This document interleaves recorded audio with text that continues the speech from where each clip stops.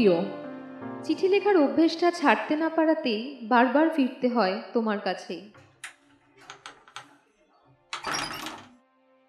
পারমিতা দি, তুমি একদিন বাদে? এসো, ভিতরে এসো। কেমন আছো? এটা যেভাবেই বলি হয়তো সেখান থেকেই ছিঁড়ে যাবে। অনিকেতের সাথে মন গড়ার সম্পর্কের বাঁধনটা শক্ত হয়েও কোথাও যেন সুতোটা আলগা। খুশিরা বোধ হয় বসুলেনের দেওয়ালে নিজেদের দেহটা লুকিয়ে রেখেছে। কিছু অভিশপ্ত ঘটনার জন্য অপেক্ষা করছো? বদ্ধ ঘরে যেটুকু অন্ধকার থাকে সেটুকু ছিল তোমার বন্ধ চোখে। জেদ চেপেছে, পচতে চাইছো, দুঃখটাকে নিজের মতো করে পোড়াতে চাইছো। তুমি তো পুড়ছই, আর তার গন্ধ আমাকে সহ্য করতে হচ্ছে। নাই বা দেখো, নাই বা ডাকো, শুধু ভুলো না। ইতি পারমিতা।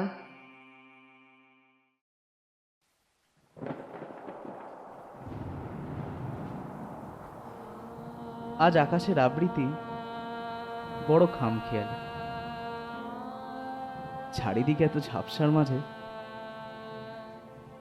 তোর সেই নুপুরের আওয়াজ। অথচ কেন জানি না তোকে বড় অচেনা লাগছে।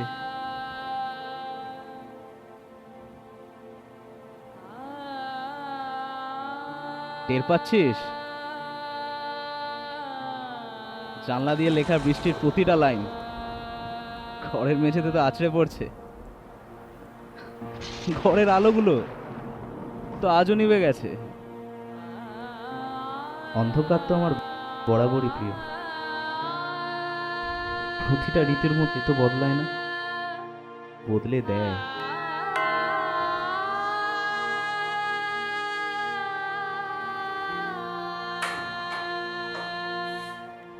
কে রে শিবু? অনিকেত দা। অনিকেত? সেই কলেজ ফ্রেন্ড?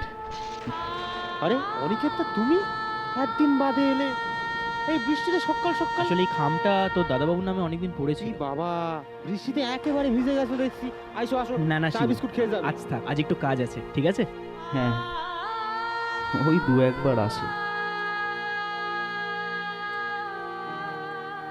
বাসুলেনের বাড়িটা বদলাবার পর কিছু চিঠি ওখানেই আসে,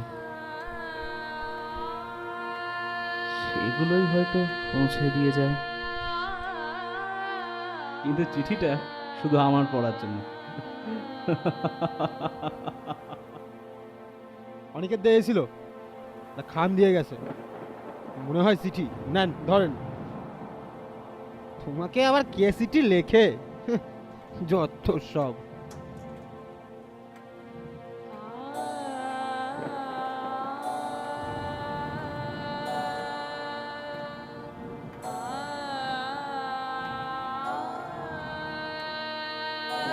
চিঠিটা কিছু সপ্তাহ পুরনো। ন্যাপথলিনের গন্ধটা এখনো তাজা। এটা নিশ্চয়ই অনিকেতের আলমারিতে বিরাজ করেছে।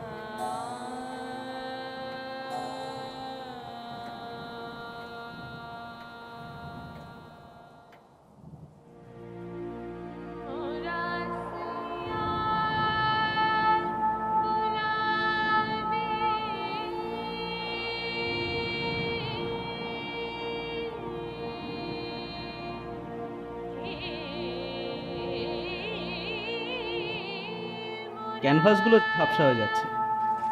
বাইরে রিক্সার হর্নের শব্দ বাজতে বাজতে দূরে মিলিয়ে যাচ্ছে। আর কালো মেঘগুলো এক প্রান্ত থেকে আরেক প্রান্ত ফিরে যাচ্ছে। নির্জন রাস্তার ধারে খোলা ছাতা আমি, সেটা সেটা আজ আমি বুঝতে পারছি। এ কি, বৃষ্টির জল ঢুকে তো সব ভিজায় দিল। চলো বসবে, চলো। সত্যি তোমায় নিয়ে আর পারি না।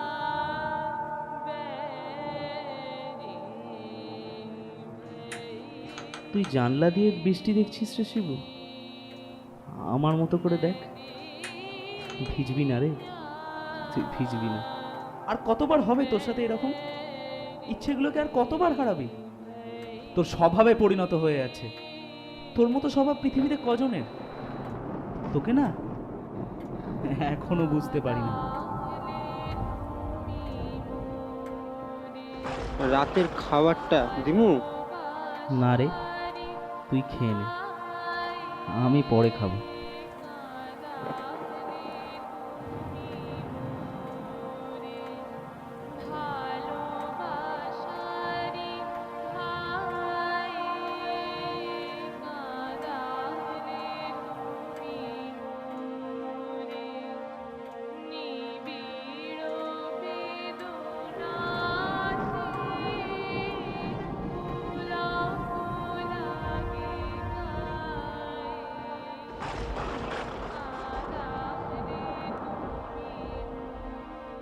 স্মৃতিগুলো সজাগ হচ্ছে তবে। এ চিঠি তো পারমিতা। সকালের বৃথা চেষ্টা করে যাকে চিনতে অস্বীকার করেছিলিস সেটা আমার দোষ। আমি পালিয়ে বেড়াই তোর থেকে। বহু কষ্টে নিজেকে সামলেছি। সেই সামলানোর মাসুল পদে পদে বিভ্রান্ত করেছে তোকে। পোকার মতো বুঝিয়ে রাখি নিজের সত্তাকে। এছাড়া উপায়? প্রশ্নের উত্তর আজও অলিন্দের চার দেওয়ালে ধাক্কা খেয়ে পুনরায় ফিরে এলো।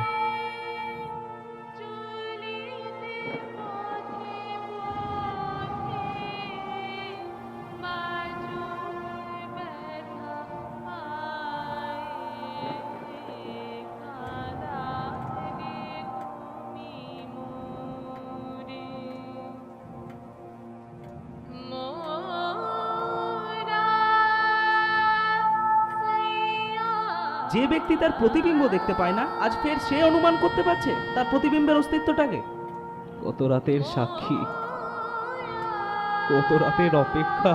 চেহারার অর্ধেক জীবনের গণ্ডিতে এসেও আমি তোকে ধরা দিইনি। অচেনা তুই, অচেনা পৃথিবীর মতো ধোঁয়াশা তুই।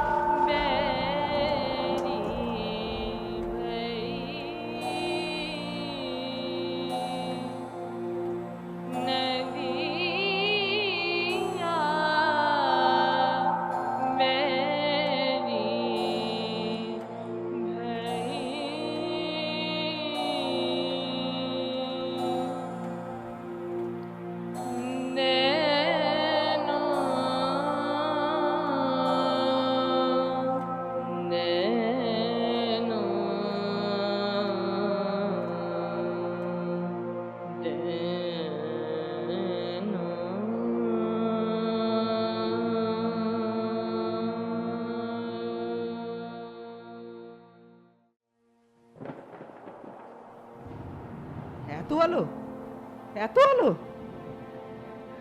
আমি দেখতে পাচ্ছি, আমি সব দেখতে পাচ্ছি।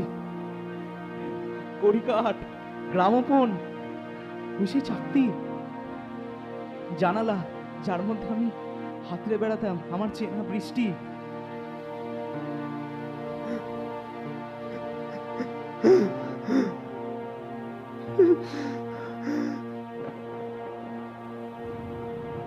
আয়না, আয়না, আমার দর্পণ। শিবুরে, কোথায় গেলি তুই? এদিকে আয়, আমি সব দেখতে পাচ্ছি। দেখে যা, তোর বাবু ফিরে এসেছে। শিবু, শিবু এদিকে আয়, শুনে যা, তোর বাবু সব দেখতে পাচ্ছে। আয় শিবু, কোথায় গেলি? আয়।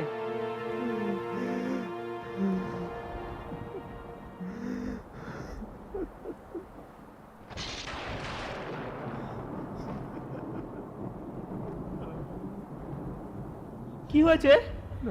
কি হয়েছে? আমাকে বলো। তোমরা এড়িয়ে যাচ্ছ কেন আমায়? তোমরা কি সব বন্ধ হয়ে গেছো? আমাকে বলো কি হয়েছে?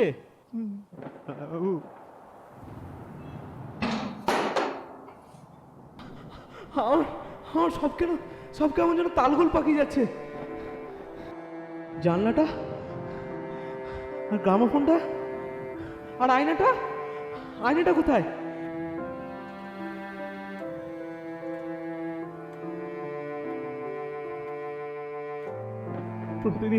প্রতিদিন বিবস্ত্র দাঁত বার করে আমাকে ভেঙে যাস,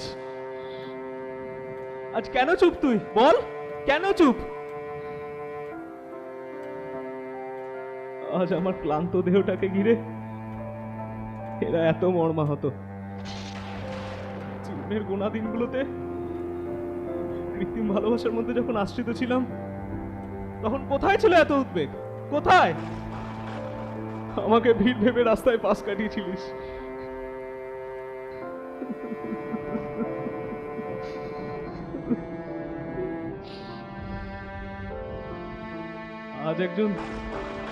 আজ একজন খুব খুশি। তোর সাথে লড়াইটা একেবারের মতন শেষ।